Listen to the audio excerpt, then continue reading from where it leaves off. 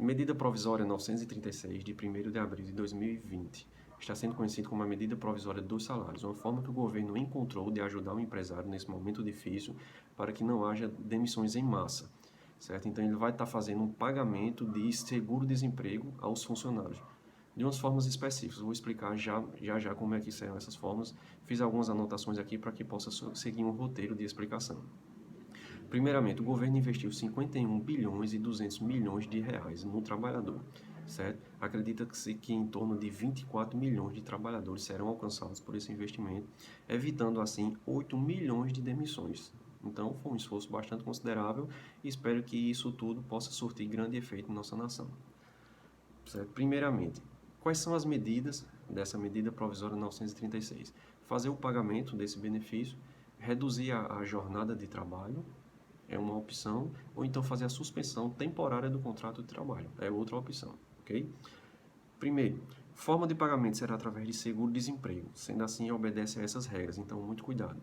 Você trabalhador, a forma de pagamento será com base na estrutura que já existe no seguro-desemprego, nos cálculos que o seguro-desemprego já faz o pagamento, ok? Como o empregado vai receber esse dinheiro? Na sua conta bancária. A princípio está sendo Caixa Econômica e Banco do Brasil e eles estão tentando fazer vínculo também com outros bancos para efetuar esse pagamento, certo? Como será a pactuação desses pagamentos? Através de contrato individual ou então acordo coletivo.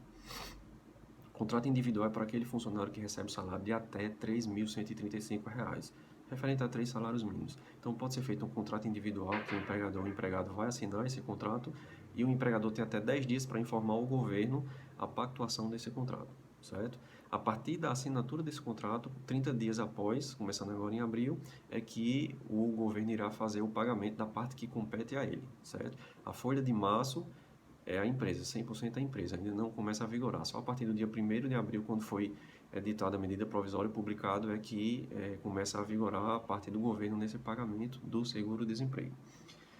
Fora quem recebe até 3 salários mínimos, que pode fazer o acordo coletivo, certo? De forma simples. Para isso é interessante que tenha assim, um advogado que faça esse contrato de uma forma que respalde tanto o empregador como o empregado.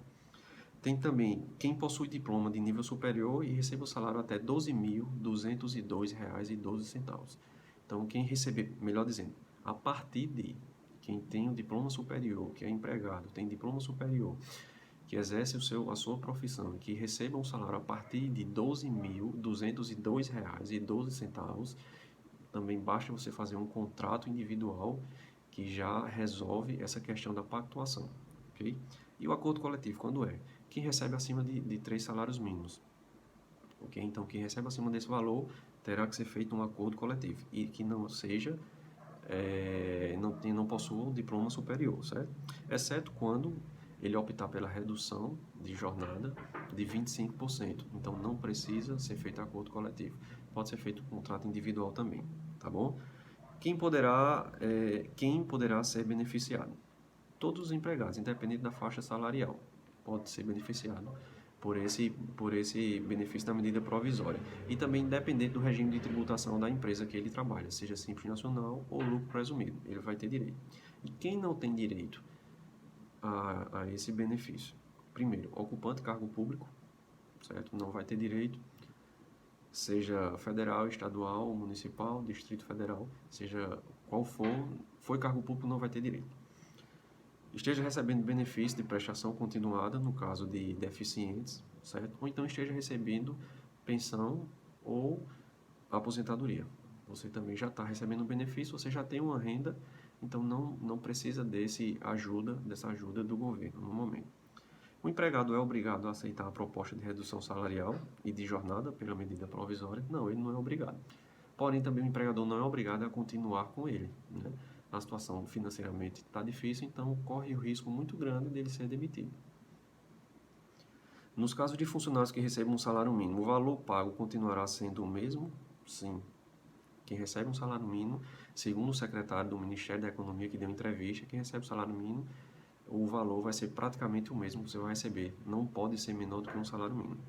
É possível também alterar entre modalidade de redução para suspensão ou vice-versa. Tipo, a empresa aplicou a suspensão de uma parte do quadro de funcionário ou de todo funcionário. Suspendeu por 30 dias. 60 dias, melhor dizendo. Então, chegou em 30 dias, ele quer chamar o funcionário de volta a trabalhar, porém com uma redução da jornada de trabalho. Então, ele pode fazer isso. Ou então está em redução e ele quer colocar para suspensão. Pode ir e voltar. Não tem nenhum problema quanto a isso, contanto que siga a regra, né? Eu vou falar mais na frente qual seria essa regra. Outra coisa, o limite máximo de redução e ou suspensão é de 90 dias, ok? Medida provisória, ela só dá direito a você passar 90 dias nesse benefício. Desses 90 dias, pode ser 90 dias de redução de jornada de trabalho, ou então até 60 dias de suspensão. A suspensão do contrato de trabalho não pode ser mais do que 60 dias, ou 30 ou 60 dias. Se precisa de que chegue até 90, então fica 60 dias suspenso e 30 dias de redução de jornada de trabalho, ok? Então, sim, e outro, o empregado terá uma garantia provisória no emprego, certo? Como que vai funcionar essa garantia? Se ele trabalhou durante 30 dias ou 60 dias de redução de jornada de trabalho, finalizou esses 60 dias de redução de jornada de trabalho, ele tem mais 60 dias para frente de estabilidade, ok?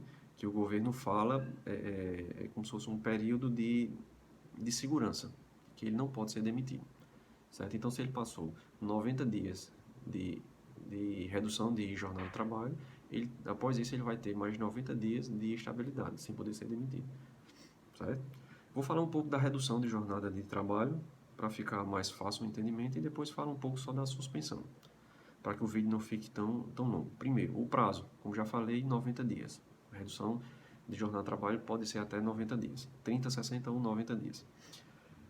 Qual é a forma de redução? Deverá ser em percentuais de 25%, 50% ou então 70% de redução da jornada de trabalho. Mas se porventura precisa fazer 55%, 40%, não tem problema. O governo estipulou esses percentuais só para facilitar o cálculo, ok? E o valor? O valor pago pelo empregador será proporcional à jornada de trabalho. Então, se ele reduziu 50% na jornada de trabalho do funcionário, ele vai pagar 50% daquela jornada de trabalho que o funcionário está trabalhando.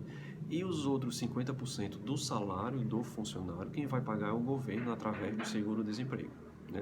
A empresa vai pactuar esse contrato individual com o empregado, vai ter essas assinaturas, e o governo, com posse desse documento também, ele vai fazer o pagamento dos outros 50% do salário, como sendo um seguro-desemprego, certo?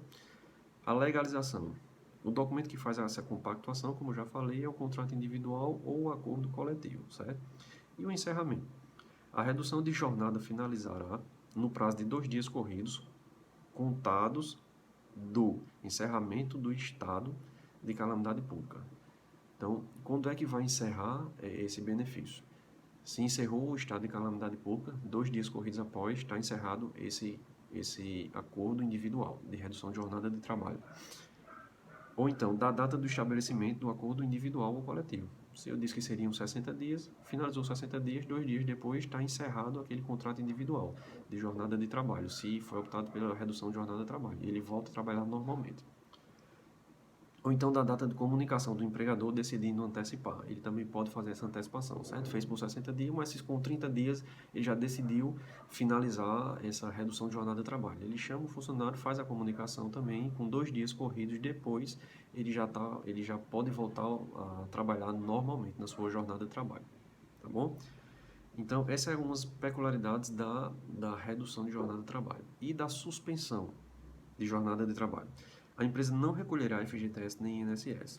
Por quê? Não existe pagamento de salário. Então, a empresa também não vai pagar o FGTS nem o INSS naquele período que o funcionário ficou suspenso, quer 30 dias ou quer 60 dias. O governo vai pagar o seu seguro-desemprego, mas também não vai ocorrer nenhum recolhimento de FGTS e INSS para você. O funcionário, se ele quiser, ele pode contribuir como contribuinte facultativo ao INSS, para não perder a contribuição desse período aí, né? O período de suspensão não contará também para efeito trabalhista de férias e 13º, ok?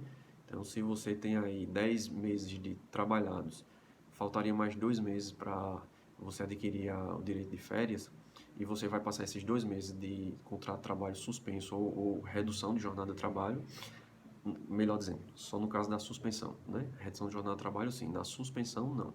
Você passou 2 meses com seu contrato de trabalho suspenso, esses 2 meses não vai contar. Você vai ter que trabalhar mais 2 meses para frente para poder fechar os 12 meses e você ter direito a tirar as férias, certo?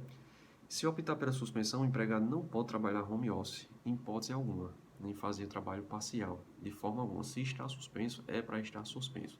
Se for identificado, se o governo identificar que o trabalhador ele está com um contrato de suspensão de trabalho, porém ele está trabalhando de forma parcial ou fazendo alguma coisa home office, o empregador poderá ser penalizado com isso, certo? Ele pode ser obrigado a devolver todos esses valores que foram pagos de seguro-desemprego e ainda outras sanções como multas, certo? Então, essas são as peculiaridades, alguns pontos específicos dessa medida provisória. Vou estar disponibilizando esse material e qualquer dúvida que você tiver, nos procura, certo? DDD 83, telefone 98827-8427. Nos procura que a gente pode te ajudar com mais especialidades no que for a tua dúvida, ok? Então, um abraço e até mais.